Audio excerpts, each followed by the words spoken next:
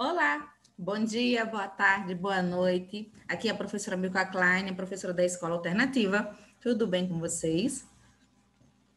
Bom, sou professora dos alunos do quarto ano único, tá? Hoje a gente vai trabalhar com a disciplina de Geografia, capítulo 12, tá? Ele vai ser trabalhado em um volume único. No caso, ele não tem nem parte 1 nem parte 2. Ele é completo no dia de hoje.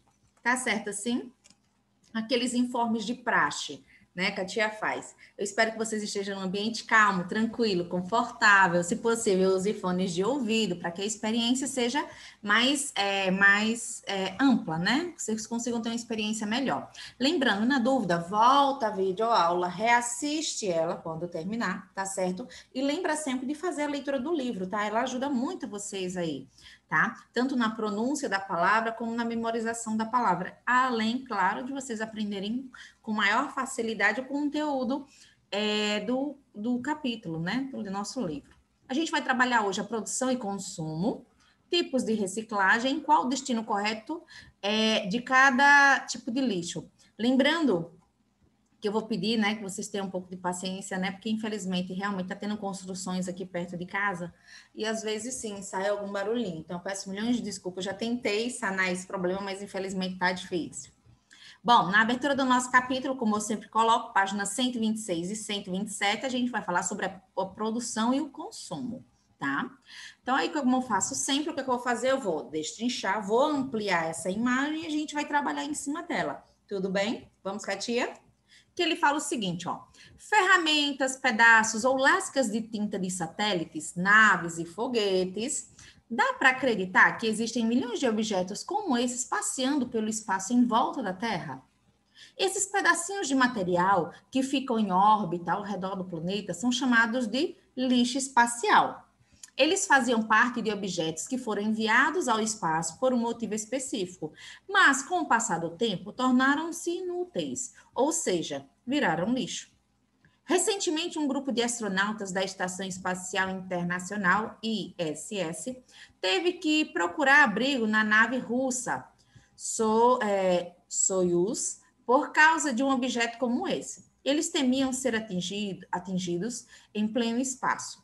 Felizmente, o fragmento passou a 260 metros de distância da nave, mas foi um susto daqueles. Os cientistas ainda não sabem como tirar toda essa sujeira do espaço. E ainda não há regras ou leis para melhorar essa situação. A saída é prestar mais atenção a isso e ter certeza de que o material lançado no espaço não vai gerar lixo. Olha que interessante. Alerta Éder Molina, pesquisador do Instituto de Astronomia, Geofísica e Ciências Atmosféricas da Universidade de São Paulo. Precisamos cuidar do meio ambiente espacial também. Olha que incrível, né? A gente entender que já existe lixo espacial, já estamos poluindo até o espaço, tá? É incrível, é triste, mas é importante saber que eles também já estão tendo consciência em tentar não produzir esse lixo espacial, produzir peças que não precisem serem descartadas depois, e depois ainda vão tentar fazer regras e leis para melhorar essa situação aí, quanto ao espaço, quanto à geração de lixo espacial. Incrível, né? Vamos continuar? Bom, ó, um capítulo mesmo, aí a gente entra no conteúdo de produção e consumo. Para a gente, produção e consumo. Vamos fazer a leitura, vamos tentar compreender o que acontece. Para que uma indústria seja construída em determinado lugar, olha o que ele diz. É importante analisar se ele pode oferecer os recursos necessários para ele funcionar. Então, não adianta construir uma indústria em qualquer lugar. Eu tenho que ver se ao redor dessa indústria eu tenho os recursos que são necessários para essa fábrica, essa indústria, ela continuar funcionando, tá? Como fontes de matéria-prima, energia e mão de obra. Além disso, o local também deve ter uma rede de transportes, de comunicação e consumidores para comprar as mercadorias que serão produzidas pela indústria. É óbvio. Então, a gente tem que ter redes de transportes boas, a gente tem que ter uma boa comunicação para entrar em contato, né, para fazer os pedidos, para confirmar a entrega, além, claro, de quem consuma esses produtos. Não adianta eu abrir uma fábrica em que ninguém tem interesse sobre aquele determinado produto. Então, olha como é interessante o pensamento para gerar a produção necessária e o desenvolvimento daquela indústria. Continuando. Como é muito difícil encontrar todas essas características em um só lugar, é cada vez mais comum que cada etapa da produção aconteça em um local diferente. Ele quer dizer o seguinte: você está se tornando muito comum eu não encontrar uma indústria que faz tudo, por exemplo, para um carro, tá? Eu não encontro uma indústria que produza desde o comecinho até a montagem do carro, tá? O que é mais comum encontrar agora? Encontrar várias indústrias separadas, onde cada uma vai ficar próxima do lugar onde tem esses recursos necessários para encontrar, tá? Cada uma indústria vai ficar responsável por uma parte da construção desse carro, e no final eles só levam e unem as peças em um determinado local. Olha que incrível a gente pensar desse jeito, né? O pensamento deles, né, em querer montar uma indústria específica próximo onde tem os recursos e depois só levar a peça pronta para ser montada onde é distante, onde não vai ter essa facilidade de recurso, mão de obra necessário para produção. Olha que interessante. Continuando. Esse processo é conhecido como produção pulverizada. Olha que interessante o nome, produção pulverizada. Observe o esquema a seguir, que mostra as etapas produtivas da máquina de lavar roupas. Um exemplo de produção pulverizada. Ó, a tia não está conseguindo falar. Vamos lá. Essa produção aí, ela é dividida em 4 etapas, tá? Primeira etapa. A principal matéria-prima deve ser a produção de máquinas de lavar, né? A principal matéria-prima para a produção de máquinas de lavar roupa é o aço, feito da combinação do minério de ferro e o carbono. Então, olha só, para fazer o aço, minério de ferro e carbono, eles unem. Então, eles têm que encontrar essa matéria-prima na natureza. Olha o que eles fazem. Extração de minério de ferro em Carajás, no Pará. Interessante, né? A mudança física absurda que eles realizam aí para encontrar esse minério.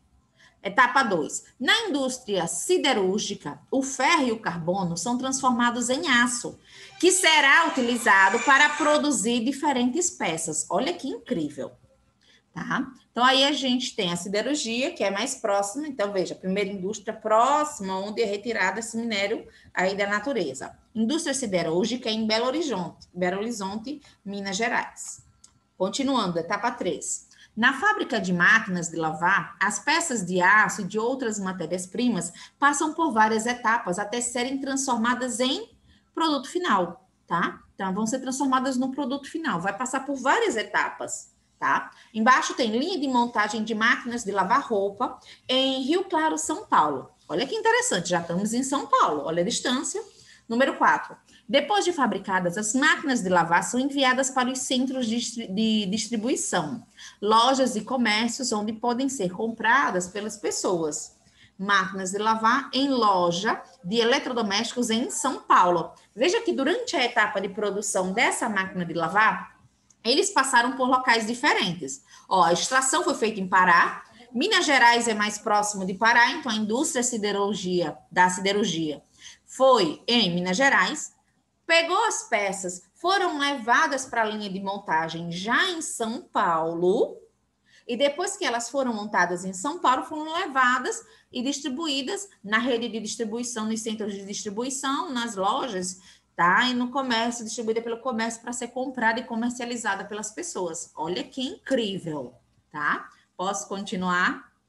As máquinas de lavar, assim como todos os outros produtos, duram por um determinado período de tempo.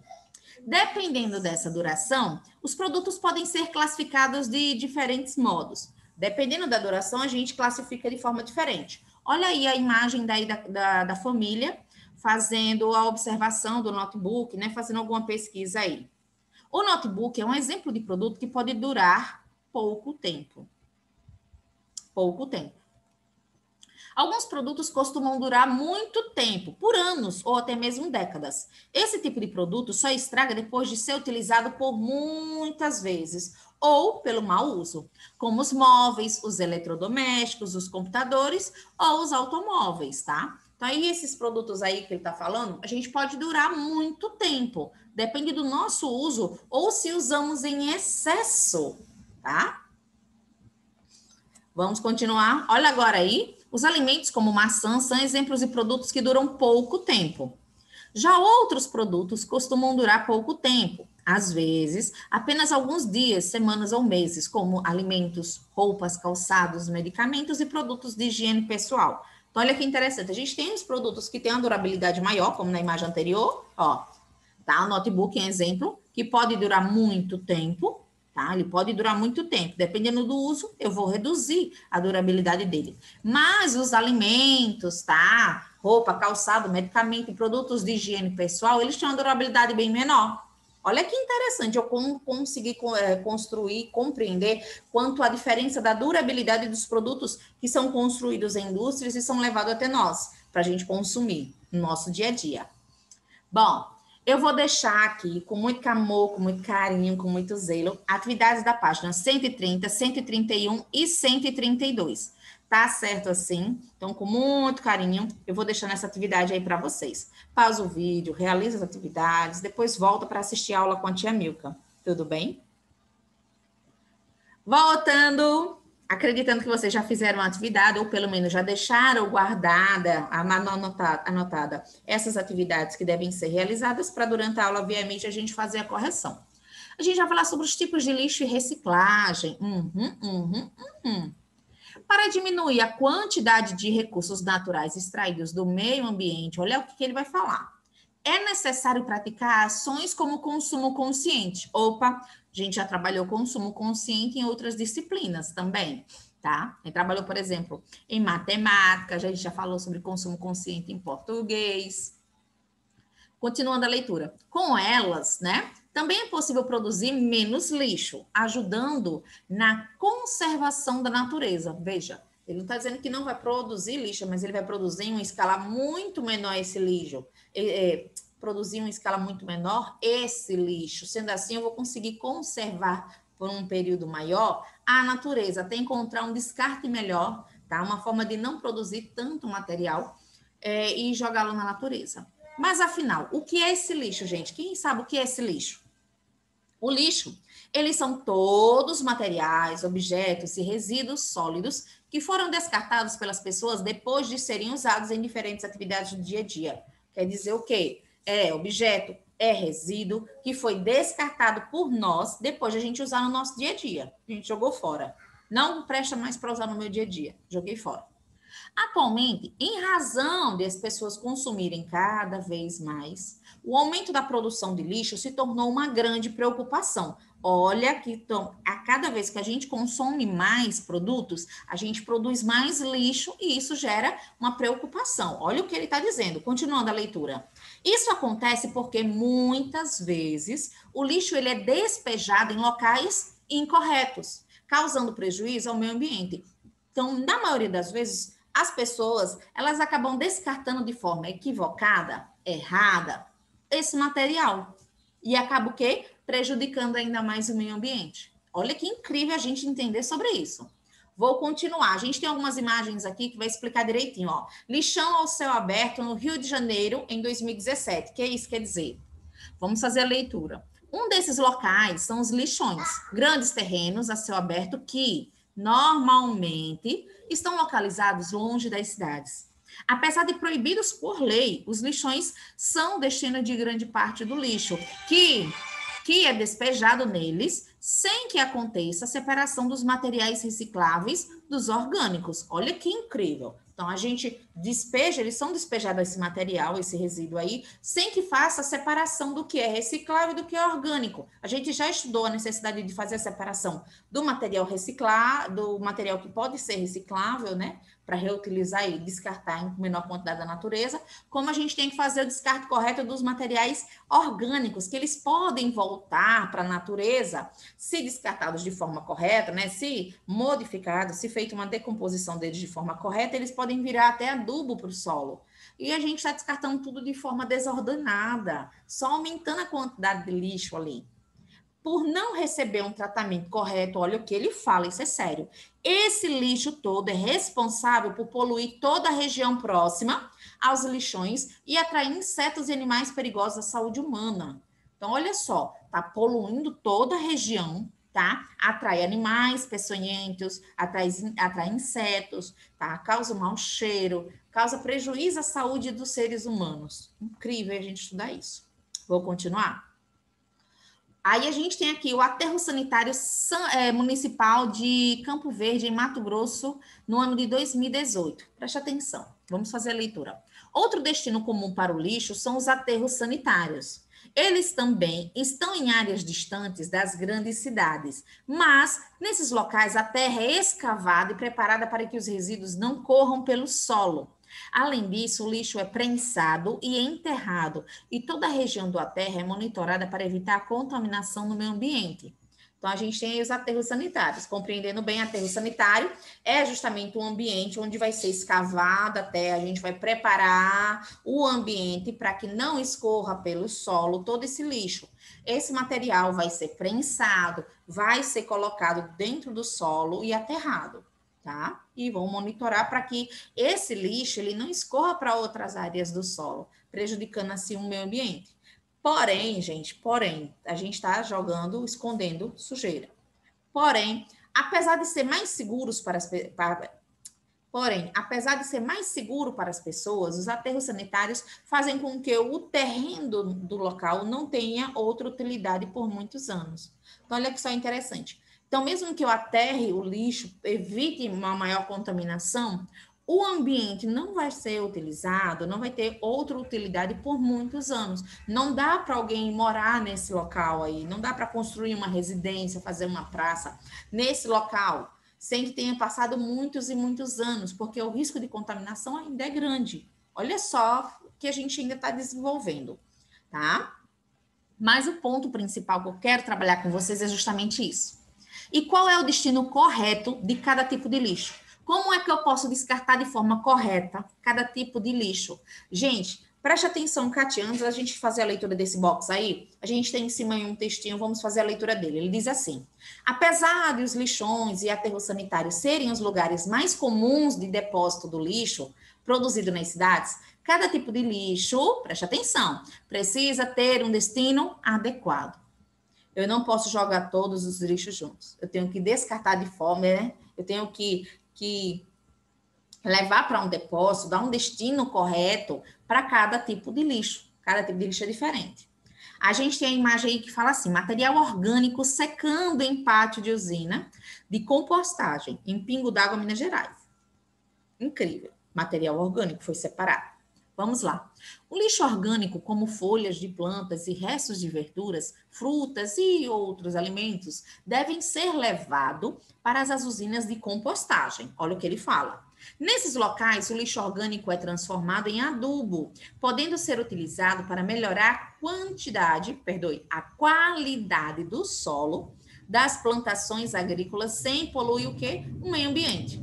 Além disso, os gases que se formam com a decomposição desses resíduos são utilizados como combustível. Então, vamos lá. Então, com o descarte correto, né? O que eles estão fazendo aí? A gente está levando esse lixo para uma usina de compostagem. Lembrando, lixo orgânico, ele já foi selecionado, tá? Nesse lugar, eles vão transformar esse lixo em adubo. E assim vai melhorar, podendo melhorar, né, a qualidade do solo, tá?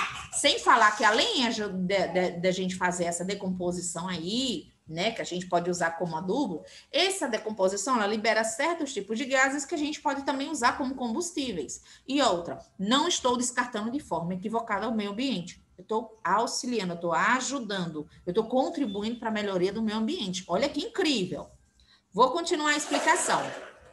Os materiais recicláveis feitos de plástico, papel, vidro e metal também devem ser separados, limpos e enviados às indústrias de reciclagem. Olha o que ele fala. Nesses locais, os recicláveis passam por diversos processos para serem transformados em matérias-primas, que são utilizadas na produção de novas mercadorias. Ele quer dizer o seguinte: todo esse material aí de plástico, papel, vidro, metal, eles são separados, enviados para uma indústria de reciclagem. Lá ela vai passar por processos onde ele vai se tornar uma matéria-prima, né, um produto único, tá? Que depois vai ser novamente moldado e vai ser produzido vai ser transformado em um novo produto. Olha que incrível. Esse processo é vantajoso por economizar. Olha o que ele fala, a gente economiza energia e preserva os recursos naturais. Porque de vez eu descartar esse material na natureza, eu estou recolhendo, eu estou remodando, vou transformar em matérias-primas, tá? E vou pegar esse produto de matéria-prima e vou selecionar e levar diretamente para uma determinada indústria, onde ela vai fazer a reutilização desse produto de forma mais adequada. Caminhão de materiais recicláveis, olha aí a imagem, em São Paulo. Incrível isso. Bom, olha só o descarte. De vez eu jogar na natureza tudo, eu peguei o quê? Separei os materiais que são recicláveis e depois também eu separei os materiais que são orgânicos. E cada um tem um local específico para ser trabalhado, para evitar esse descarte desenfreado na natureza, tá? Olha mais embaixo, a gente vai falar sobre o lixo hospitalar. Sim, existe lixo hospitalar. Vamos fazer a leitura dessa imagem. O lixo hospitalar, com as seringas usadas, é um exemplo de lixo que não pode ser reciclado. Não dá para reciclar isso aí de maneira nenhuma. Vamos lá no texto, por quê?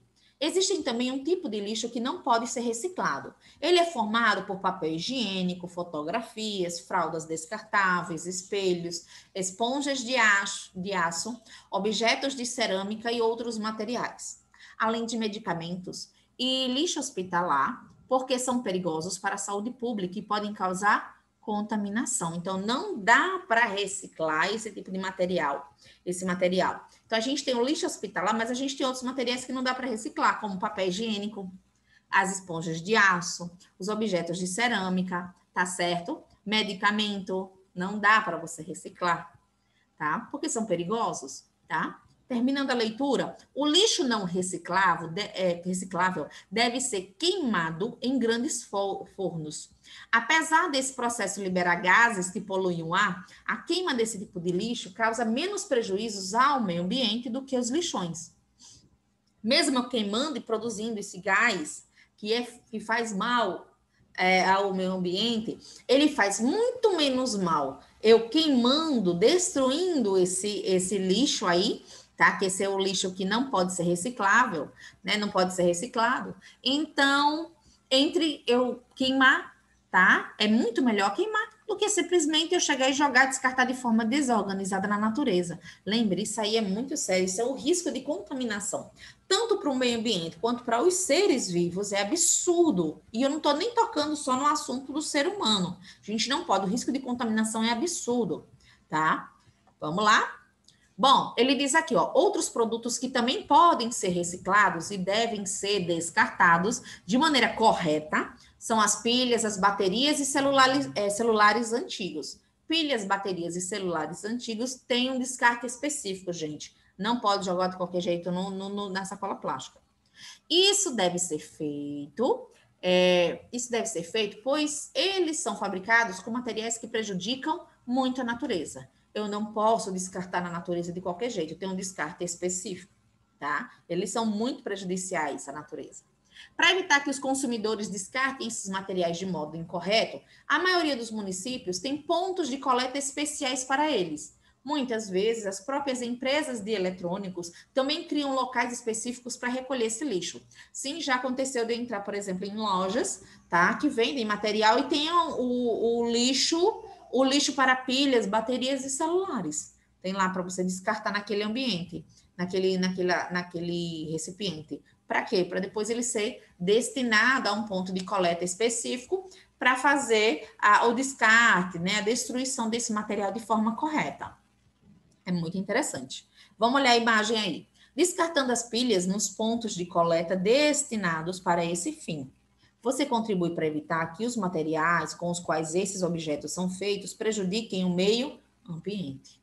Eu estou ajudando, estou evitando mais contaminação, tá? Então, é bem incrível, sim. E a gente vai falar sobre os 5 R's. Uhul, a gente já estudou isso em outra disciplina, tá? Depois eu tinha pergunta na aula MIT. Quem lembra qual foi a disciplina que a gente trabalhou os 5 R's? Se todas as pessoas são consumidoras e produzem lixo, é importante que elas adotem atitudes que contribuam para a redução do problema. Essas atitudes são os 5 R's. Então, conheça cada um deles a seguir. A gente vai falar sobre os 5. Primeiro, é o repensar. Refletir sobre a real necessidade de um produto antes de decidir comprá-lo. Segundo, Recusar, minha gente. Não comprar produtos que contêm muitas embalagens ou que passam por processos de produção que poluem o ambiente. Terceiro, reduzir, minha gente. Evitar o desperdício e a produção de lixo de qualquer tipo. Quatro, reutilizar. Usar novamente embalagens como garrafas ou potes de vidro e de plástico e evitar o consumo de sacolas plásticas, optando pelas que são retornáveis, aquelas que eu posso retornar sempre, voltar com a mesma embalagem. Reciclar o último. Separar os lixos domésticos em materiais orgânicos e não orgânicos, para colaborar com o processo de reciclagem. Isso aí é o mais fácil para a gente fazer, tá? Essas atitudes simples podem fazer diferença se todos as tornarem, tá? Se todos as tomarem. Então, se todos nós fizermos ela, tá? Vai fazer diferença. É possível melhorar o ambiente e ajudar bastante em sua conservação. Esses 5 R's são incríveis, a gente tem que pensar muito, tá? Para contribuir na redução desse problema aí ambiental, tá certo? E o que é que eu faço agora? Eu vou deixar vocês aí com as atividades da página 136 até a 139. Lembrando que a 136 e a 137 justamente é um trabalho da seção Mais Atitude sobre justamente aí esse conteúdo, tá? E a página 138, 139 é a atividade referente a todo o capítulo. Então, com muito carinho, com muito amor, a tia vai se despedindo. Bons estudos para vocês e a gente espera na aula via Meet hoje, tá? Tchau.